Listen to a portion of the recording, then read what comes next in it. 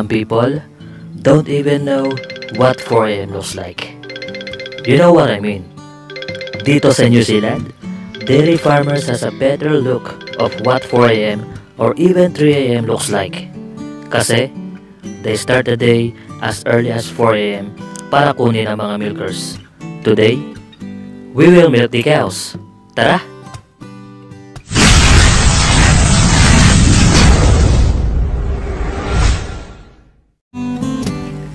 Using the farm's map, you need to estimate exactly how long it will take to bring the milkers from paddock to milking shed, so the team will hit the target cows on time.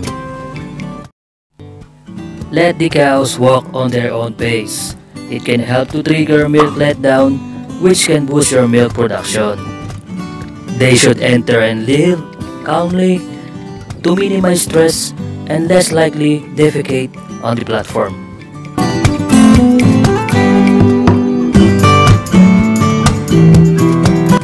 Circle method is the common way of attaching the caps. Using the cluster, attach the 4 liners one by one in circle rotation. This method was effective for me, kaya I use this method until now.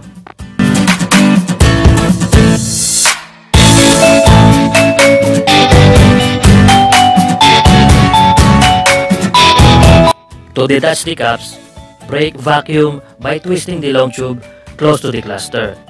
Continue cutting until you finish the remaining milking cows. It is important to check and do the following while milking. There are 2 types of milking cows. First is the adult cows. They are the mature cows or the moms. They will not kick you kasi sanay na sila sa daily milking routine. Next is the heifers. They are the first time mothers and they are the immature female cows. These milkers will kick you. Ngayon, ano nga ba ang paraan para hindi ka masipa ng mga heifers? Sa platform, importante na ilagay mo ang mga heifers sa pagitan ng mga adult cows para makorner sila o hindi sila magbalikan sa likod. In that way, they cannot kick you kasi nasiksik na sila. Do not yell. Huwag po natin sigawan ng mga heifers kasi magpapanik sila. And stressed heifer will kick you. Do not bang the platform rails. Any loud noise can stress the heifers and they will kick if they are shocked and uncomfortable. Stroke them gently on their udder. It will make them aware na andyan kayo sa likod niya. Cows love it, and in that way, she will allow you to get all her milk. Keep in mind that cows has a good memory. If you are kind and caring to her, she can definitely remember you. Parang jowa mo, di na yan magwa-wild. Kung magaling ka, mag-alaga. Use low pressure, high volume water to wash away cow's manure and avoid splashing water to cow's udder. While the cows are walking on the platform, check if there is lame cows. Draft lame cows that you will see because they need to be examined and treated as soon as possible. Mark, record, separate, and treat the mastitis cows after closing the vat.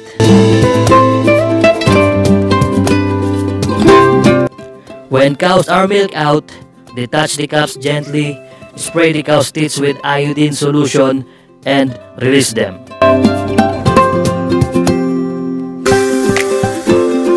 After milking the whole herd, close the vat and proceed to plant wash and hosing down the yard. Tanker truck will come and collect the milk. After that, you can proceed to vat wash. Follow the herd to make sure there is nothing left on the race. On the paddock, check if there is power on the fence wire and there is no leak on the water drop. And before you go home, make sure that all the gates are closed.